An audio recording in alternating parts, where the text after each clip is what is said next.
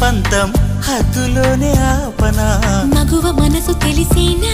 మగజాతికి మొగలి మొనలు తగిలేనా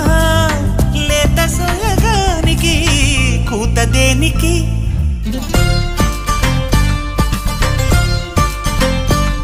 గారం చేసిన నయగారం చూపిన